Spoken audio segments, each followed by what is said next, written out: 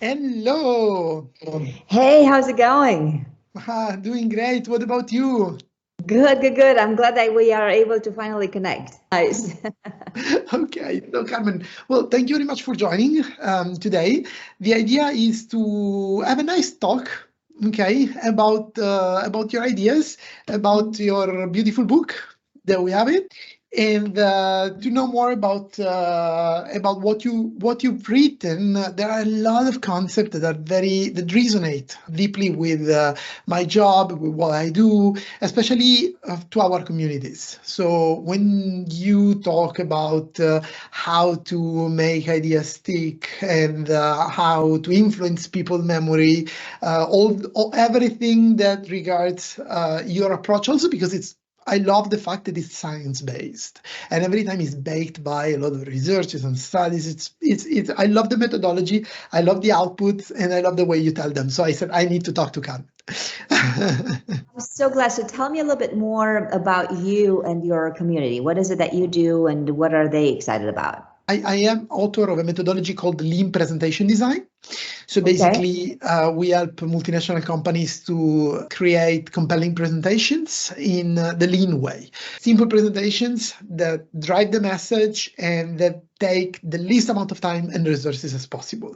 So we do a Okay. lot of storytelling, we do a lot of graphics, but in a way that more than beautiful is effective. I've also written a book called Presenting Data, which is about data storytelling and this kind of how to bring lean methodologies to data storytelling. This is what we bring to the market. So many things that you publish and you talk about, from the way messages are told to the way messages are visualized, is very much in line with what we do. You're creating all the science that explains why what we're doing works. It resonates very much. I find it very complimentary. That's why I said I need to talk to her. It's great to be connected because most of the time that I conduct a study, a presentation is part of it. So I Yes. think we have this strong foundation in common for our conversation. Every so often, I'll study another stimulus, like it might be an ebook, or it might be a website, or it might be a mobile app, or it might be an AI tool more recently.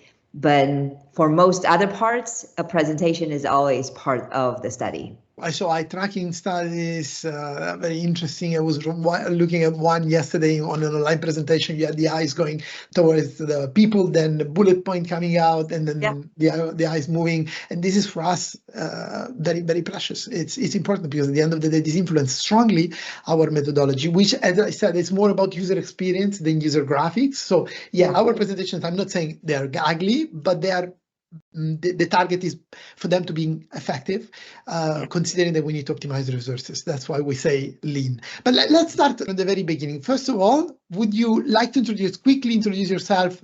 Tell us what you do, how you come up with this beautiful job, and what actually passionates you about your job. I am the Chief Science Officer at a company called Corporate Visions. And in my role, I conduct a series of neuroscience research on the buyer's brain. And in that research, I look to see what happens in people's brains when they're exposed to corporate communication. And that corporate communication can include presentations, such as in your business. It can include thought leadership files, like an ebook, for instance. It can include videos or Zoom recordings, very much like we're doing right now. It could include websites or apps or sometimes even physical products. It can also include AI tools. Those have been my two most recent neuroscience studies, as you can imagine. And when we see what happens in the brain, we then connect it to variables that have some practical implications to anyone even listening to this podcast, such as where do people pay attention, how fatigued they get, or ideally they don't get during that stimulation, how motivated they are to keep watching and to keep participating in it. So those are more on the cognitive side. Cognitive workload, by the way, is also a variable on the cognitive side, and so is mind wandering, because sometimes people will stay on task and sometimes the brain takes off and it's our responsibility to bring it back. On the affective side, I look to see how much people enjoy the experience. You're talking about the fact that even in your business, it's user experience is very important. And it's nice when people take some pleasure in it. By the way, pleasure is not always mandatory for people to learn. I'm noticing more and more that when you create some tension in people's brains, that often is associated with a memorable moment. And I also look at a variable called arousal, meaning how alert and awake people are during that experience. Given your profession, it probably will not surprise you that quite often business materials put people to sleep physically. It makes them drowsy, so therefore arousal is low. It's not so bad when arousal is low, but people enjoy the experience. It is bad when the arousal is low and people don't enjoy the experience, because that's what leads to boredom. You put so much on the table, I don't know where to start. Okay, everything is interesting, super interesting. Step by step, there is one cool thing. You said, okay, we study corporate communication and how that impacts people's brain, right? At this point, my mind went to think, okay, they're studying corporate communication because it's often boring. But on the other side, not just boring, but on the other side also because it drives decisions. Yes. So this means that it is difficult to get people attention with corporate communication, for example, with presentations, not only, but at the same time, it is crucial to convey the message because that is how informed decisions are taken, and therefore the way we drive business in a wiser way, apparently. So this is probably why we're studying it. You guys, I think you guys are studying it. But what makes me think is that then why they study business communication and not other kind of communication? This is an example in your book, I think, in which you say sometimes people, they stick in front of a content for hours.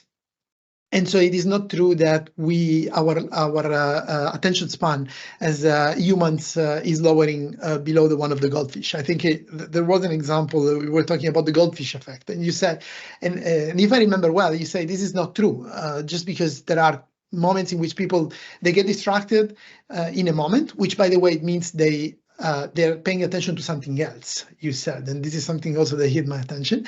But at the same time, you said, okay, but also there are moments in which people can pay attention to a movie for hours. Yes. And they're always engaged. And so this makes me think, okay, because one is professional, other is leisure, right? But now you're saying it's not that much about pleasure. So how do all of this connect? So are we studying business communication because it's actually business communication that talks about business, something that we must do and therefore it's boring or ineffective? Or is there something else behind? The focus of our business is business communication because I really like the way that you summarize it. It's what will be likely included when decisions are at stake. So when you're negotiating with somebody, you have some sort of a communication that goes on. When you're submitting a proposal, that's a piece of communication. When you're introducing your business for the first time and you hope that people remember what you do and not what the competition does, that's a piece of communication. So we look to see how it is that throughout a buyer journey, you can impact somebody's memory, because customers make decisions based on what they remember, not on what they forget. As a cognitive neuroscientist, my specialty is memory, and I look to see how it is possible that at the moment of encoding, meaning at the moment that you're exposing somebody's brain to your value proposition, you can create a memory trace that is strong enough to stay there for a while until decisions are made in the future. In business to business especially, which is our space, decisions are hardly ever made instantly. They take a while, which means that your main purpose in your business life must be to create long-lasting memories so that when it comes decision time in weeks, sometimes months, sometimes some businesses have a sales cycle that's as long as a year plus. So imagine how long-lasting that memory has to be in order to still influence decisions later on. So we look to see to find techniques that will impact somebody's memory when you're no longer in the room, and when somebody else has to carry on the message, when somebody else has to carry on the emotion. I'm sure that at some point we might touch on the aspect of emotion, and that will have to happen when you're not there to defend your ideas or your products or your services. There is a very interesting point. You say there are 2 points, right? Point A and point B. We share some contents at point A, which is where we're sharing our cues, we're giving them cues, but then we really want them to remember at point B, when they will have to probably take a decision. So I connect this to, for example, it could be a sales presentation, or a pitch for fundraising, or a moment in which we're presenting our companies in hoping that they will remember us and not the competitor. But this is the moment in which we share some contents. Maybe we have 5 or 6 minutes, 10 minutes in which we are giving some time to present our ideas. And then we want them to remember us maybe in a month, maybe in 2 months, maybe in a year. So the question that I think everybody watching this video would have to you is, how do we do that? It's a very strong question, and one that follows us daily. I'm sure in your business as well. So the first practical implication from your question, without even giving an answer just yet, is to always start by asking, what do I want people to remember in a week, in a month, in a year? Because quite often people aspire at being memorable, but quite often they don't know what they want to be memorable for. So creating memories in other people's brains start with having some clarity around your message that you want to turn into a memorable one. In fact, we would even go as far to say that if it wasn't memorable, it wasn't a message. We know from research that people forget 90% or sometimes even more of your content after 48 hours. And with that humility in mind, then the practical guideline that springs from this is to say, what is my 10% message? And the reason you must ask that question is because if you're not deliberate about the small percentage that tends to stay in people's brains, what happens is you will talk to a group of people at point A, like you were saying, and somebody extracts this 10% message, and somebody takes away this other 10% message, and somebody takes away another 10% message from the same segment. And when you're not enabling people to take away a unified 10% message, then the sales cycle will tend to be longer because people make decisions socially. It's hardly ever the case that in an organization, a decision will be made by one individual. Usually a decision is a social affair. So your purpose must be not only to clarify the 10% message, but to also make sure that everyone in that buying group walks away with a unified memory. Everyone remembers that same 10% message. So don't leave it to chance, don't make it random, be deliberate about it, and already you're on your way to making sure that at point A, they extract what you want them to extract, so that at point B, they all decide in your favor because they all remember the same things. This is crucial in decision making, I believe, because when, for example, I think a sales context in which you are giving a speech for the purpose of course, be chosen as a company, for example, maybe a client of us, I think, that wants to be chosen as a company, and we're making a presentation for them. At the end of the day, they have 20 minutes, 30 minutes with their potential buyer, but then the buyer takes the material and says, okay, can you send me the presentation over because I will present it to my boss. I will present it to my teammates. And so it's true that the decision-making process, especially in large organizations, is a decision taken by different stakeholders. Maybe oftentimes we get the chance to present to the first one, but then this is going to be cascaded internally. And every time something that makes me think is, okay, so this person is coming to the meeting, probably she's doing other things at the same time. She needs to walk out from this meeting with the key messages that she will have to cascade herself to the others. And then she wants a presentation that she will never read. So she will go through the entire presentation. You can send 100 slides, but then people don't go through 100 slides. And so she will basically communicate what she understood. And the cool thing is that you are framing it in this 10%, which is very interesting because this is exactly what happens. I mean, people walk away with that 10%. And it's amazing that you turn the responsibility to us, saying, okay, guys, let's be humble. We need to deal with the fact that they will forget 90% of it. Given that, let's make sure that at least we control the 10% they walk away with. And this is very interesting because one thing that I remember in one presentation of yours is the principle of repeating and repeating and repeating the same idea again and again. And this has two implications, I believe. One, in terms of storytelling, because in your storyline, your story script, the message might be repeated, maybe under different point of views, or maybe exactly in the same way with the same formula, but also in terms of design and graphics, because I remember one presentation of yours in which you had this slide, and like the left-hand side of the slide had like a small title or small sentence that was repeated. Maybe the right-hand side of the slide was changing the content, but many times along the presentation, this slide was recurringly being presented with the same message on a portion of the slide. This means that the people were going to be prompted the same message over and over again. And probably that would have been the message they were walking out with. So I guess repeating in the storyline and repeating visually might be a technique to make it memorable, to make people, to control this 10%. Yes, absolutely. There is no secret. Repetition is the mother of memory. And if we make the 10% message for this session that you and I are having, the message control your 10%, you'll notice that by the time that we are done with our conversation, it's very likely that we will have said that multiple times.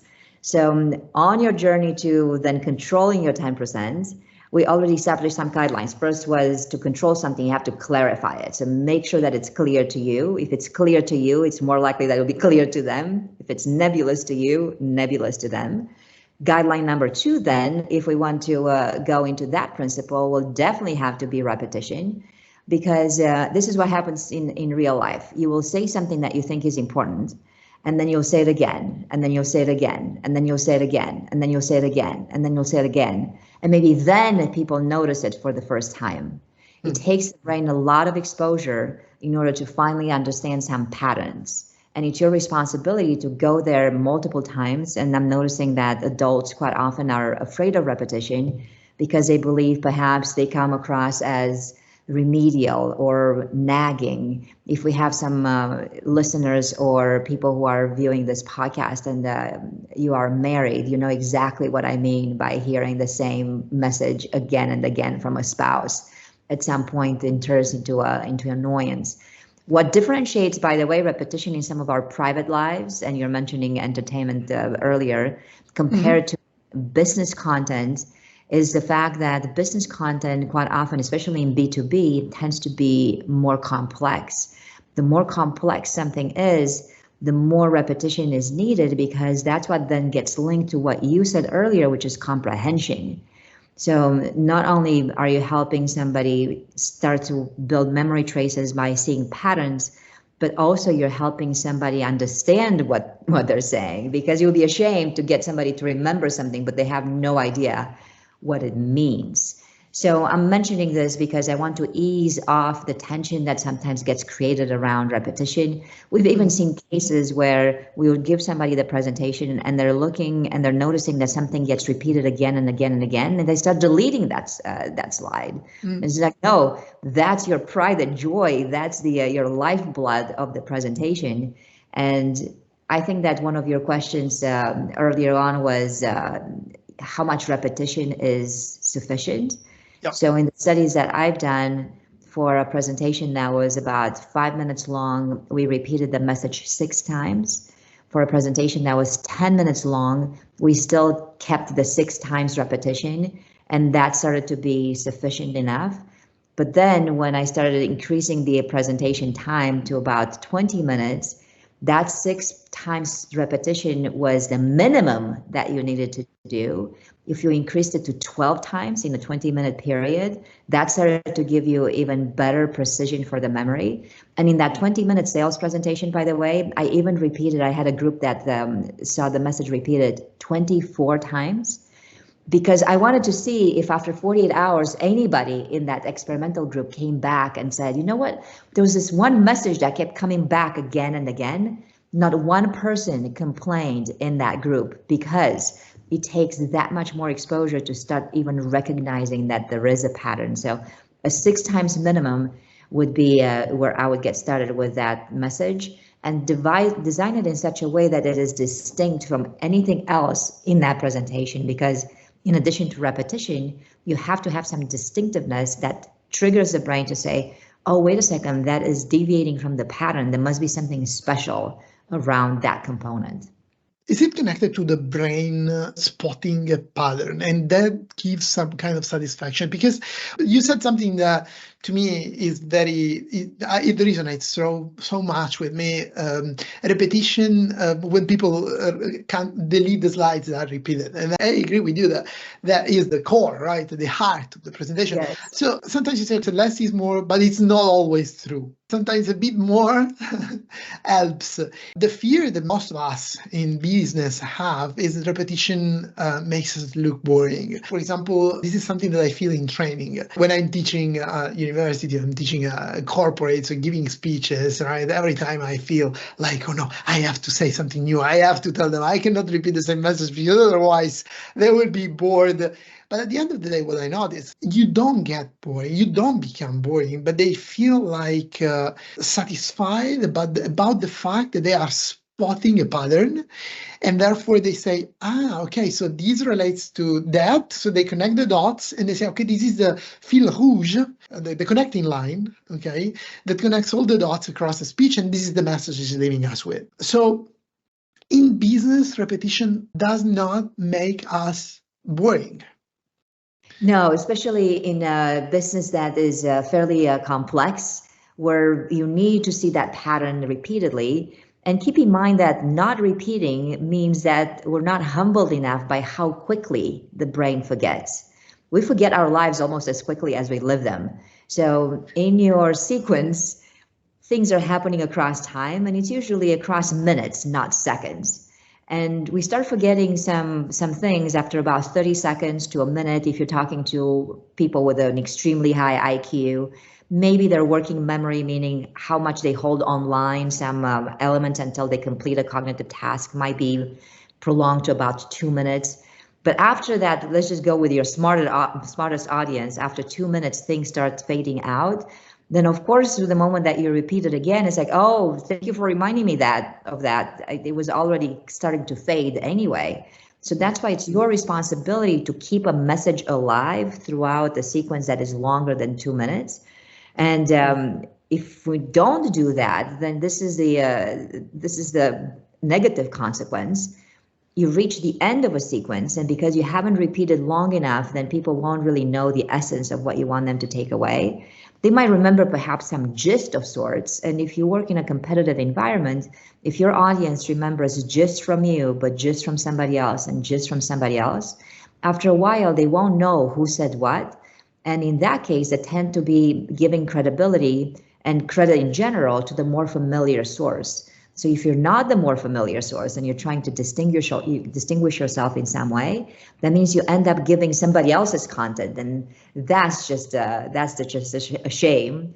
So that's on one trend regarding what you said. On another trend, I would also say that you're very wise to remark that there is some satisfaction that comes from now noticing a pattern, and that is connected to our evolution, which is reminding us that the moment that we can predict what happens next, that gives us a lot of satisfaction. So with some repetition that then starts becoming obvious in time, what you're giving the brain is the ability to predict what happens next. And that is just pure luxury, pure gold to give somebody else's brain, because if we can predict, that means we can trust what happens next. So this means that our next action is strongly influenced by what we remember. Exactly. And so I think in your book, you make a distinction between different cues, if I remember well, like if it is something like if I burn myself on the fire, this is a specific kind of memory, or otherwise, if it is something that I know that by doing it will give me some pleasure, then it's a different kind of memory, and then you distinguish between different kind of memories. But at the end of the day, the connection here is that what we remember, of course, influences the way we act, the decisions that we take, and the fact that we choose one company against another when, for example, we are sitting at a table with other stakeholders and we have 10 presentations in front of us. Yes, some distinctiveness has to happen. So if we were to summarize so far as we're talking about controlling your 10%, we said make sure that you clarify it. Make sure that once you have it clarified, you repeat it again and again and again to give somebody the joy of getting it and distinguishing that pattern. We're also saying that the 90% is not irrelevant. So sometimes I get the question, well, if people only remember 10%, let's just only give them that 10%, then just forget the 90. The 90 resides there to be in the service of the 10. So make sure that you treat that very cautiously, because if you treat it well, then that means the 10% message has a chance to be distinct enough from everything else, and everything else supports it. I'm adding this because it's another criteria for controlling your 10%, because if people can only distinguish something as deviating from a pattern if they understand that there is something else that's the same. So you have to have some sameness in order for something else to even be able to deviate. I'm saying this because sometimes we're afraid of sameness as well. So people go on the other extreme. It's like everything should be new, just like you're saying. Everything should be varied in some way, because otherwise people perhaps might get bored. Just know that you have to abide by sameness, which is why some templates are even useful in corporate communication. I'm noticing that sometimes people start hating templates for some reason. Of course, when you abuse them, they might have a negative impact, but what a template will give you is that notion of sameness and some consistency. So now you can have something that looks alike, and by the time you get to the 10% message, now you have the ability to deviate. The mistakes that I'm noticing people sometimes make is either everything looks the same and nothing really stands out, or at the other extreme, everything is so varied. Like if you're using slides, for instance, you have a slide that's designed in one way and another one that's designed another way, another one that's designed another way, where there's so much variety. And now, of course, you're keeping the brain engaged because you're removing that predictability. Like I have no idea what's going to happen next. But there's got to be a middle route where you have something that is same, and now something has the potential to deviate and be distinct. So in a way, the 90% gives you the norm on yes. which you can create the 10% standout. So in a way, it's like we have some content that is our fit in. So we need to have some content to fit in a meeting, in a context, in a situation. We need to have a template to represent our corporate brand, our business guidelines, our brand guidelines. So we need to fit in. We cannot just go with random slides that are not really representing or not professional. But at the same time, this is the norm. Then what we have to add on that is a standout. So we have two components. We have fit-in contents, and then we have standout contents. Exactly.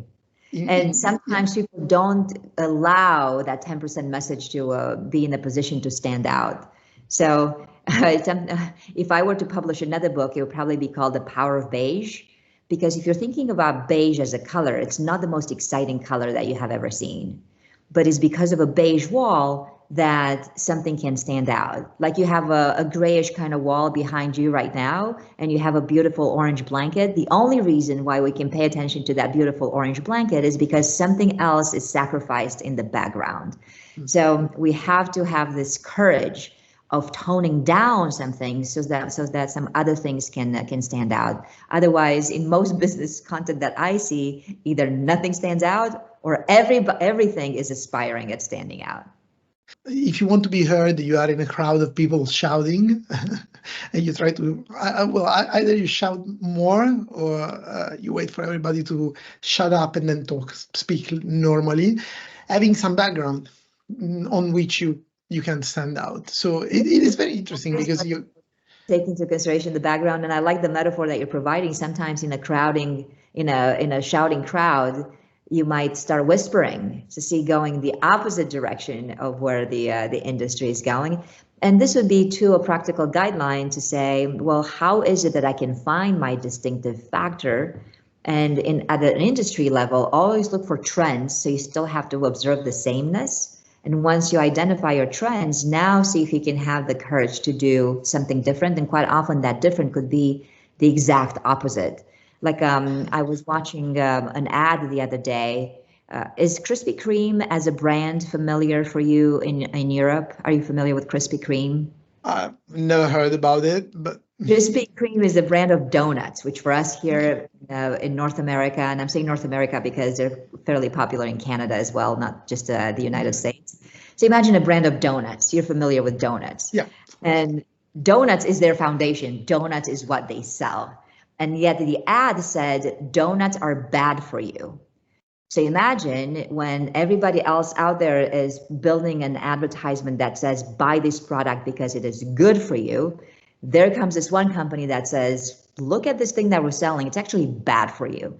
But the moment that you start reading the ad, you recognize how cleverly it's done, because they're saying, yeah, sure, donuts are bad for you, but so is too much television. That's bad for you. But if you don't have any television, you would kind of lead a very sad life. Too much water is bad for you, but without any water, you would die. So just be careful about those proportions.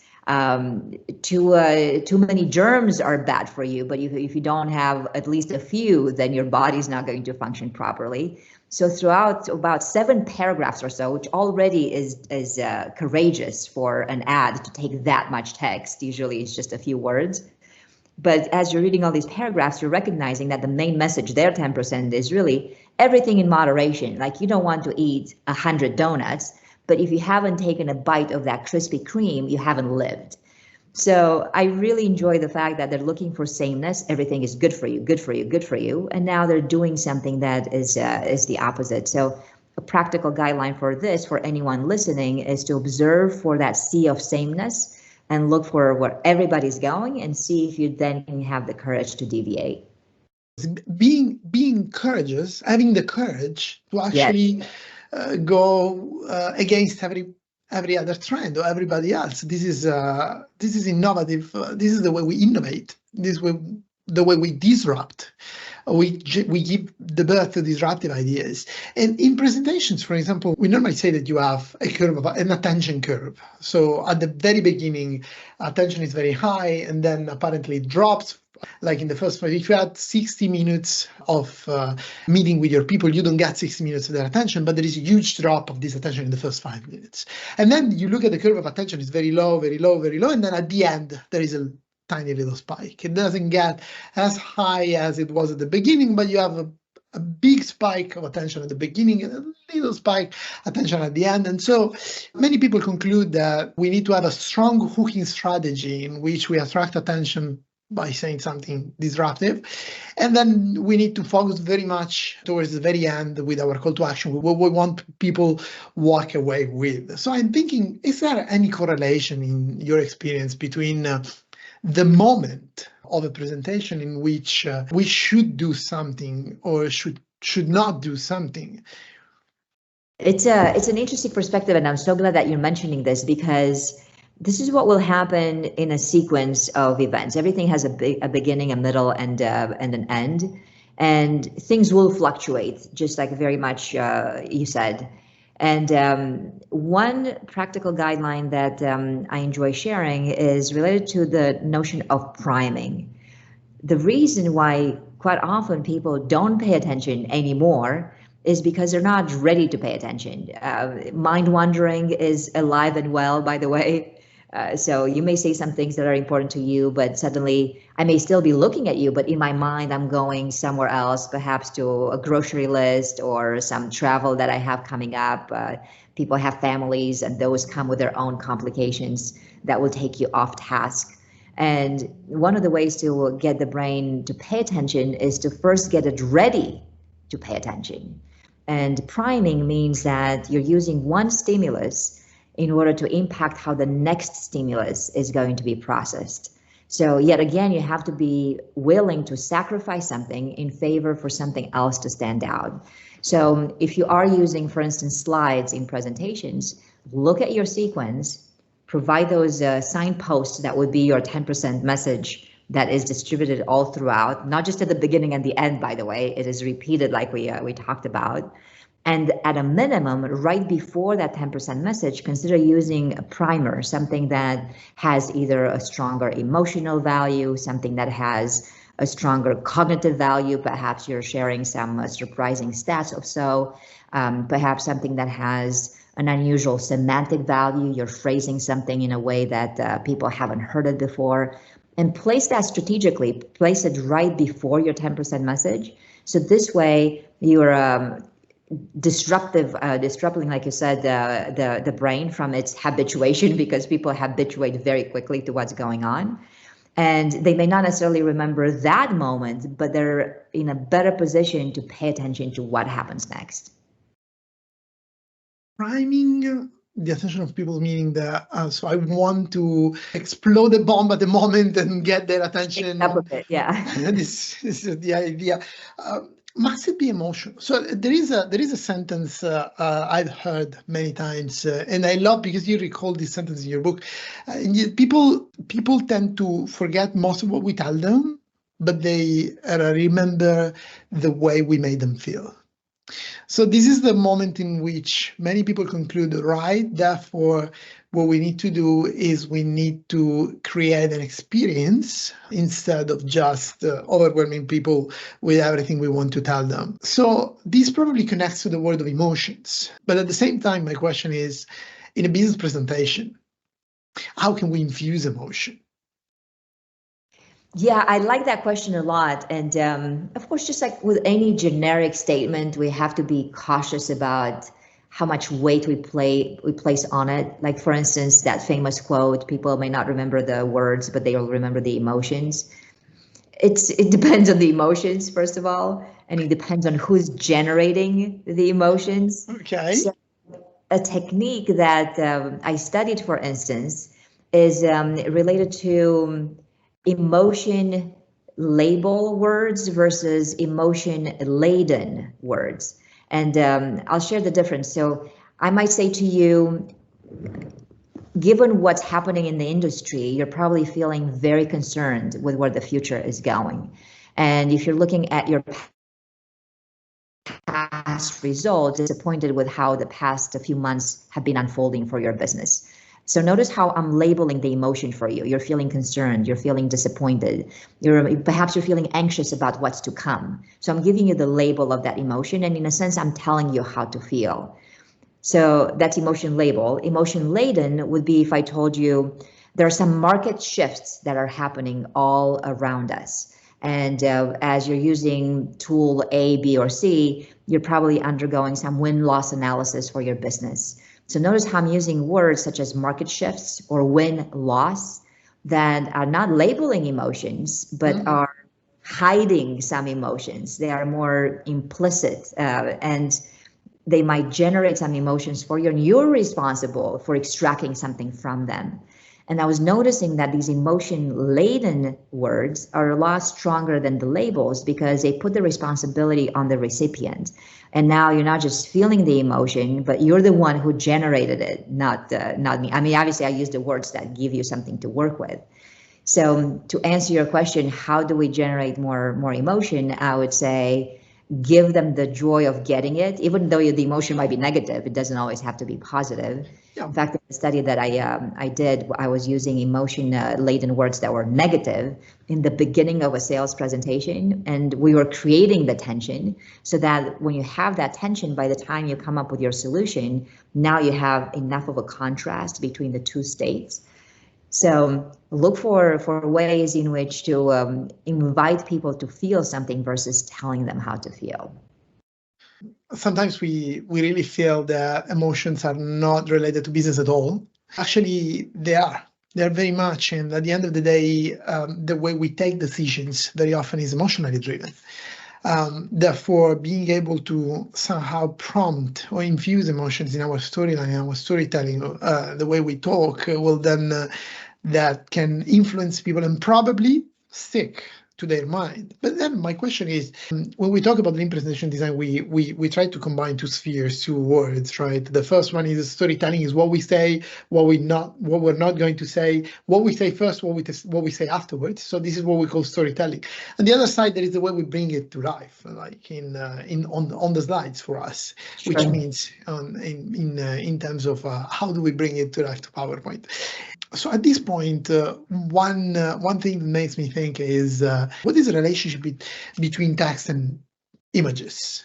Because presentations are a very powerful tool that combine, that allow us, if we know how to do that, how to combine text and images, and apparently images travel 60,000 times faster than text, and it seems that images are a powerful tool because they can actually bring emotions on the table, and therefore makes people feel something more than text. However, pictures are a powerful tool, yes, but they're not always recommendable for people to memorize a message, because there are situations in which you've proven that more text and less pictures were more memorable.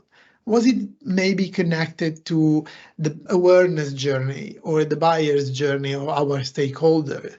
Like there is a moment in which people need less content and more pictures, and there is a moment in which they need more content and less pictures. Is it maybe related to that?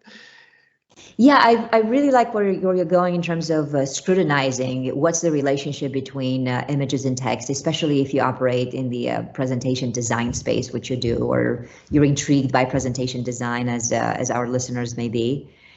We have to debunk some myths, and I'm glad that you mentioned the 60,000 number, because that is definitely a myth. We do process pictures faster than words, that's a fact, but not that much faster. Okay.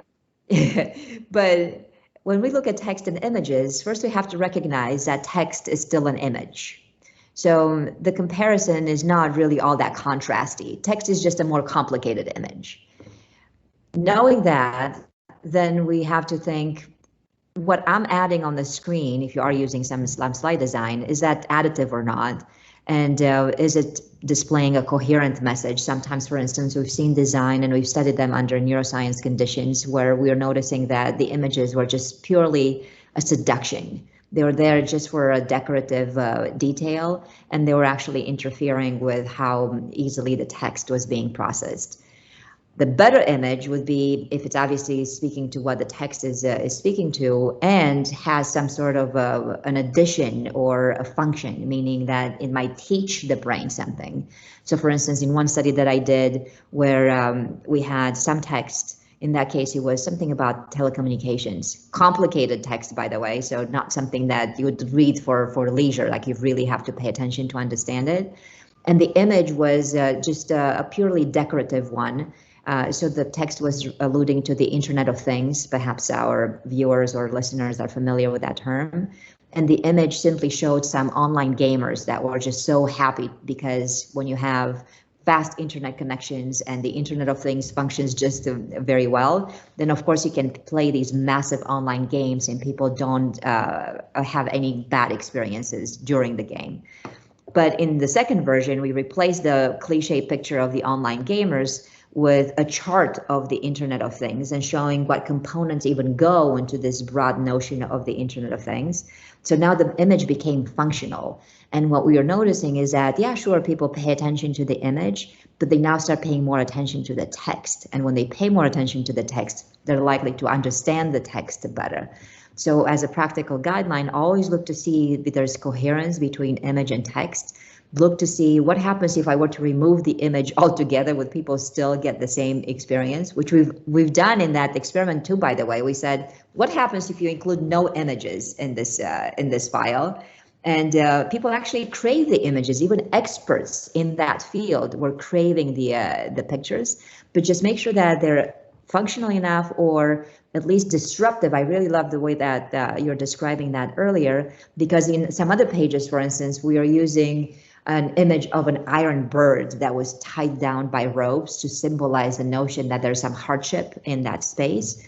And their previous version had just simply a picture of a woman looking at her computer, just looking distraught. And that added nothing. So either you're using an image that teaches people something, or you're using an image that makes you think to say, wait a second, what's the connection between this and that? And the moment that you give people the joy of getting it, it's like, oh, now I can see the connection. That's a moment of deeper engagement versus processing something on the surface. And this is probably tied to the idea of making the brain discovering pattern again, so discovering something. Sometimes it seems to me that if you put people in front of a more complex slide, like they have to pay more attention, they have to put more effort into decrypting it, they will earn more in terms of contents they walk out with. So shall I make a simpler, leaner slide, or shall I complicate it so that people have to pay more attention? What am I aiming for? I really like this question a lot because simplicity versus complexity has been part of my research for quite some time. And I was challenged by that because I remember being on stage at a conference, and after the presentation was over, somebody walked up to me. This was in Europe, by the way. And I was talking about simplicity versus complexity. And this person said, you know, it's really people in Germany that enjoy those details. People in the States, for us, not so much. And I was saying, are you implying that American audiences are superficial? And he said, I'm not even implying, it's what it is. So from that moment, I made it a mission to look to see what happens in the brain globally as you're expressing something in a simple way and as you're expressing something in a complex way. And in the way that I defined complexity was to pick a presentation. In this case, it was a presentation on cybersecurity, to add not only more items, because things become a bit more complex when there's more volume, but volume is not the only element that's necessary for complexity. You have volume, and then in that multitude of elements, you have things that are varied and diverse. So you have a larger volume of different elements. So variety is also a function of complexity. And then it's not so much that you have a lot of volume and things are varied within that inventory, but also they're independent on each other, such that if you mess up one small component, the entire system falls apart. So those are the three criteria that I use to define complexity. So volume, diverse items, and interdependence. So for one group, I gave them a simple presentation on cybersecurity where the 10% message, by the way, has a lot of simplicity in it. It's only one main message supported by 3 or 4 things, and that's it. And for group one, we just stopped there. We said, if you want to fix cybersecurity for your company, you need to look at these 2 things. And the main message is that you have this proper value proposition, whatever the vendor was proposing, and 3 ways to solve it. For group 2, we kept exactly the simple message for group 1, but now we complexified it, meaning that the 90% became a lot heavier. We added more items into it. Those items were diverse. They were interdependent on each other. And what we are noticing is that 87% of the entire population, it didn't matter if you saw the simple message or if you saw the complex message, remembered that 10% message, which is great. However, people in group 2 were able to remember additional elements, were able to understand the content better, and were able to sustain that memory across time for much, much longer. This is pure luxury. And by the way, when I say that they were remembering additional elements, they weren't remembering the additional elements from the second half of the presentation, which was more, which the first group didn't see. But they were remembering parts from the 10% message even better because that elaboration, that 90%, contributed to the sharpness of the 10%. So that's the reason I'm saying treat your 90% with some complexity and some elaboration and some of these extra layers, because the more interesting you're making these things, the longer the attention span that you can aspire for, because now you're giving me something intriguing to look at. You're giving me that joy of getting it that we've been alluding to. And by the time you land again on the 10% message, and now that is indeed simple, I have a better contrast in the brain because now I have complex, complex, complex, heavy, heavy, heavy, and suddenly I land back home, which is a little bit more simple. How could people even appreciate the simplicity of the 10% message if they didn't experience the complexity from which it has come? Complexity makes simplicity stand out. Yes, exactly. Exactly. That's a very interesting thought. I would stay here and talk for days, Carmen, because it's very interesting. So I can't stop asking questions. I have like a list of talking points. I'm just stepping from one to the other, just flowing with the talk. We're coming to the end of our talk, unfortunately. But there is one question that I necessarily have to ask you. That is, how is artificial intelligence going to impact what we're saying? Maybe the rules of attention, maybe the way we memorize. Generally speaking, what are your thoughts about it? Ooh, I have so many thoughts, and just like you're saying, we could probably stay here for days to reflect on the impact of artificial intelligence. But since we only have just a few minutes left, let's consider something that anyone listening to this can extract from this, and it's how much you're willing to outsource to the machine from what you do. You are in the presentation design space. Perhaps those who are listening to us are using presentations of sorts. Perhaps they're designing them on their own in some way. And be very cautious about how much you outsource to the machine, because these days you can input a script, for instance, and up come some slides that contain that script, for example. Is that the best presentation you've ever seen? Not so far. But notice how now you're outsourcing the effort to the machine, and often that happens in the beginning of the process. And it's a shame, because that means you as a creator are spiking your dopamine initially, and by the time you get to perhaps redo that presentation or change some things on your own, then the dopamine level goes down, and now you're starting to associate effort with lack of dopamine and the machine with the presence of it. And in time, what you will do is build the habit of always outsourcing to the machine, saying, well, but that makes me feel good. But also in time, you'll start losing what makes you in terms of building your own experiences and taking some joy out of the effort of creating something and sustaining that effort across time. So the cautionary advice I would have, as the AI tools are here to stay, they are becoming more powerful, is to establish the right proportions in terms of how much you allow the machine to do and how much effort you're willing to put into the equation, so you don't start losing your own skills in time and your critical thinking and just thinking in general.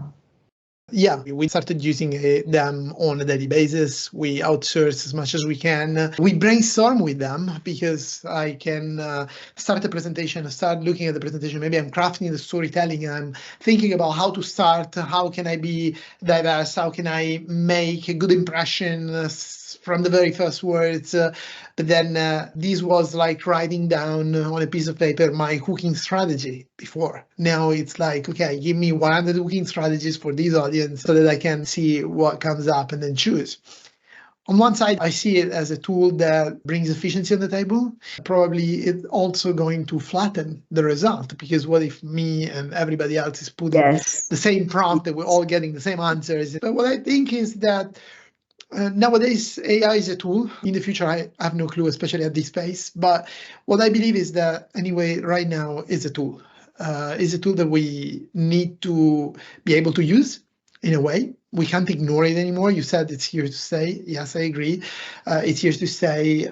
We need to know how to use it, because otherwise we might lose efficiency. We might not be competitive enough. But at the end of the day, we leading the process. We're driving the car. I like to think that AI is like a black box in which if we give the right input, we get some good output, which means that we need to be 100% able to give the right input. And then we talk about prompt engineering. But anyway, if we don't give them the right input the right way, and sometimes we can ask the models to help us to give the right input, but anyway, we need to be able to give the right input to get something that is good at the end. And even though at the end we need to be able to judge what we get, and probably this process can speed us up, but it doesn't have to take us away from the process completely, because we get something that maybe is a draft, maybe is a work in progress, but that is where we then, I think, need to work and rework and add our own creativity, our own point of view. So maybe, yes, some parts of the process can be speeded up, but I believe that at the end of the day, it's not what we have today ready to replace us completely, but using it can make us more efficient. Yeah, using it can make us more efficient, and just be careful that in this process, you don't lose track of skills that you must still develop, because otherwise, how would you even know if the machine gives you something that is worthwhile? Exactly. The importance of judging the output. What I'm scared of is that at the end of this podcast, people will prompt AI with a transcript of this video saying, okay, what is the 10% that I have to walk out with? Yes, so make sure that you control it, and make sure that it is repeated, make sure that it's distinct enough, and make sure that in light of AI, it has some sort of human factor, because quite often, by the way, that's where the emotion comes in too. Okay, guys, you don't need AI. Forget GPT and listen to Carmen, because this is the 10% you have to walk out with. Thank you very much for being with us today. It's been an amazing talk, very exciting. I learned so much. So thank you very much for being with us.